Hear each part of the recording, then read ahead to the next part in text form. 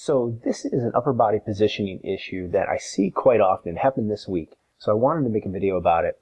It has pretty far-reaching effects, and really what it comes down to is one simple change at the wrist or the hand position has a pretty drastic effect on the rest of the body. So we'll go into that.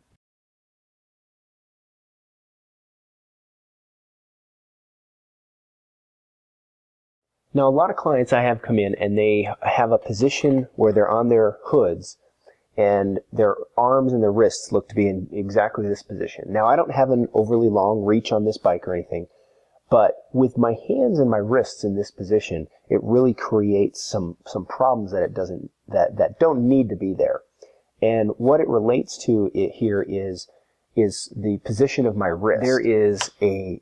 There's an angle here where the center line of my hand, if we trace through the third metacarpal, and the forearm are at quite an angle to one another, where we'd rather them be in more of a neutral position. The effect of this is when the wrist, and this motion is called ulnar deviation, when the wrist moves into ulnar deviation, it creates a scenario where, because we're weight bearing on our hands, it forces the elbows into more extension. When we have more extension, then we have less suppleness through the upper body. But the third effect is that when we go into ulnar deviation, the wrists extend, and then we're more likely to have the shoulders elevate up by our ears here. And so we go into shoulder elevation, which then can affect things up into the upper back and neck area. And so I'm going to make a change here to my handlebars, and this is a really common position. Now, not everybody has their bars rotated down like this. Is just for example. However, many people have their hoods set low or at an angle, and it does force their wrist into this ulnarly deviated position. So let me go ahead and change that, and I'll show you what a neutral wrist looks like and what it does. Now with my hoods in their proper position, I like them set high enough on the bars where I have a nice flat transition here.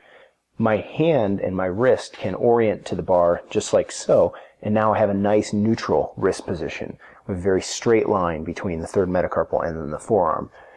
And so what this does is this allows me then to have a more supple elbow position. And so I can drop my elbows down a little bit and I can relax the arms. And it also makes it more likely that I'm going to keep my shoulders down.